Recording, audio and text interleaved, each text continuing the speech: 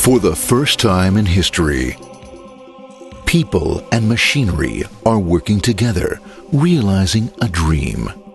A uniting force that knows no geographical boundaries without regard to race, creed, or color. A new era where communication truly brings people together. This is the dawn of the net. Want to know how it works? Click here to begin your journey into the net.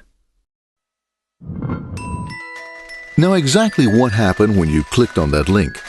You started a flow of information. This information travels down into your own personal mailroom, where Mr. IP packages it, labels it, and sends it on its way. Each packet is limited in its size. The mailroom must decide how to divide the information and how to package it. Now, the package needs a label containing important information, such as sender's address, receiver's address, and the type of packet it is.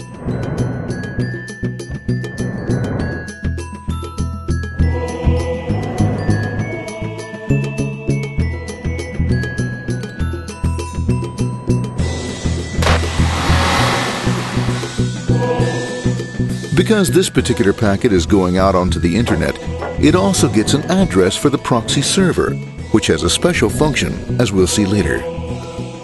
The packet is now launched onto your local area network, or LAN. This network is used to connect all the local computers, routers, printers, etc. for information exchange within the physical walls of the building. The LAN is a pretty uncontrolled place, and unfortunately, accidents can happen.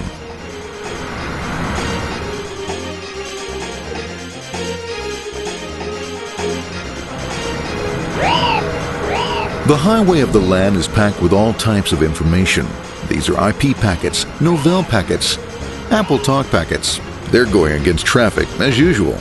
The local router reads the address and, if necessary, lifts the packet onto another network. The router, a symbol of control in a seemingly disorganized world. Whoops, sorry about that. Let's go with this one here, this one here. This goes here, this one goes here. I don't like this one. Let's go with this one, this one goes here. A little bit this left, let's go with this one here. Another channel here. Let's put that one here. Another one there. Let's put that one here. There he is, systematic, uncaring, methodical, conservative, and sometimes not quite up to speed. Sorry. But at least he is exact, for the most part. That's the one goes there, that one goes there, that one goes there, that one goes there, and this one goes there. Oh, another one goes there, that goes there. He's fine. Let's go there, that goes there, he goes there. Oh, let's put that one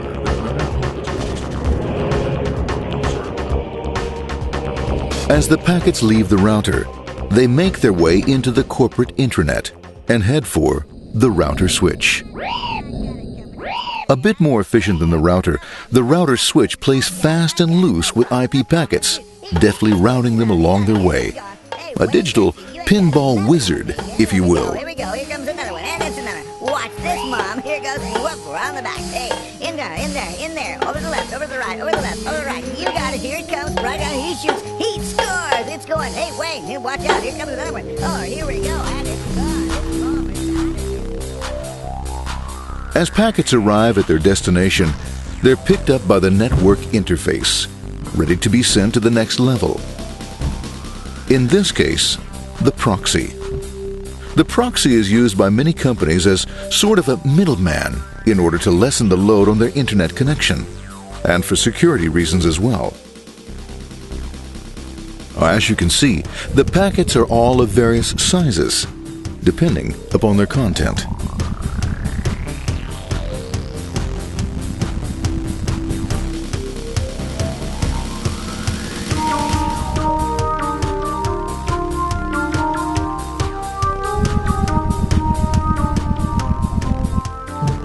The proxy opens the packet and looks for the web address, or URL. Depending upon whether the address is acceptable, the packet is sent on to the internet.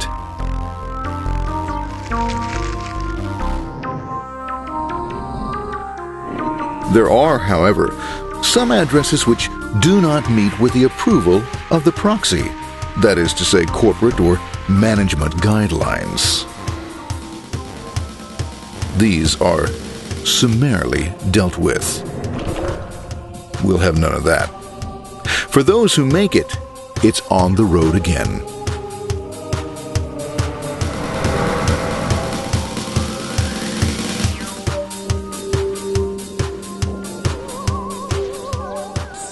Next up, the firewall.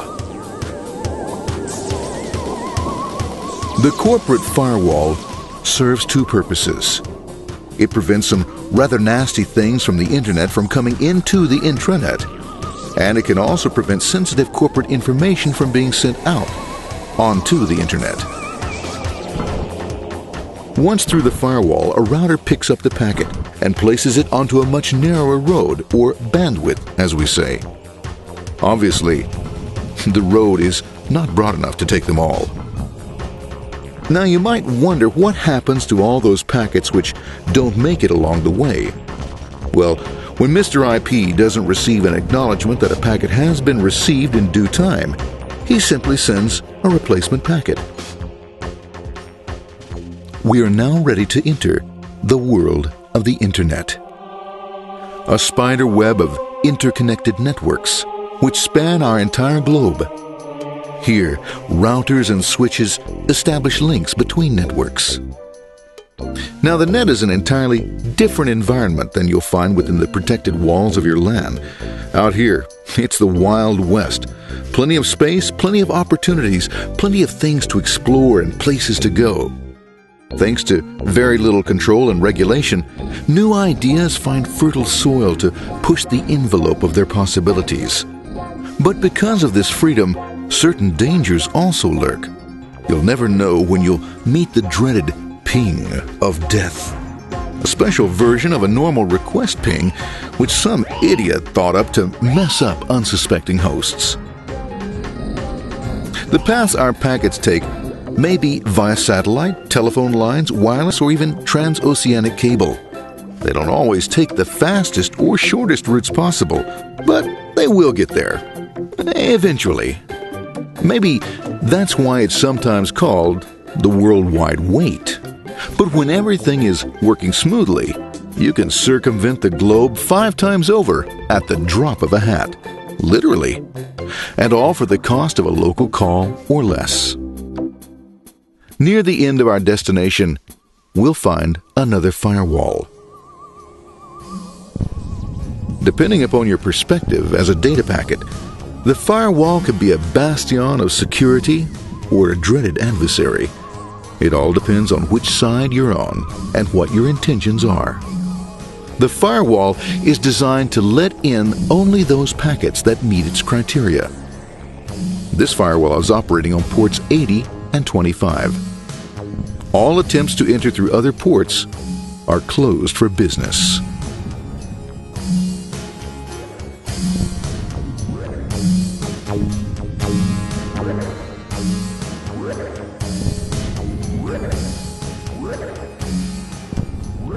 Port 25 is used for mail packets, while Port 80 is the entrance for packets from the Internet to the web server. Inside the firewall, packets are screened more thoroughly. Some packets make it easily through customs, while others look just a bit dubious. Now, the firewall officer is not easily fooled, such as when this ping of death packet tries to disguise itself as a normal ping packet. It's okay, go on, it's okay, no problem. Have a nice day. We out of here. Bye. For those packets lucky enough to make it this far, the journey is almost over. It's just a line up on the interface to be taken up into the web server. Nowadays, a web server can run on many things, from a mainframe to a webcam to the computer on your desk, or why not your refrigerator? With a proper setup, you can find out if you have the makings for chicken cacciatore or if you have to go shopping. Remember, this is the dawn of the net. Almost anything's possible. One by one, the packets are received, opened, and unpacked. The information they contain, that is, your request for information, is sent on to the web server application.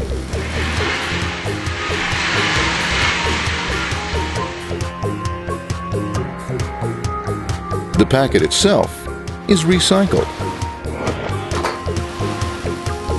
ready to be used again, and filled with your requested information.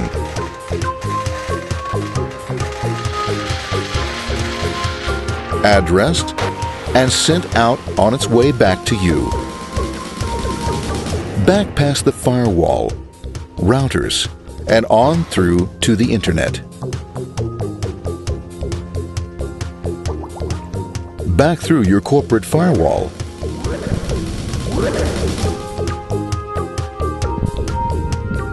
And onto your interface. Ready to supply your web browser with the information you requested.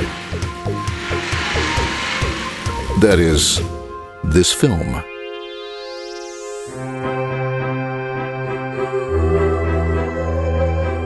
Pleased with their efforts and trusting in a better world, our trusty data packets ride off blissfully into the sunset of another day, knowing fully they have served their masters well.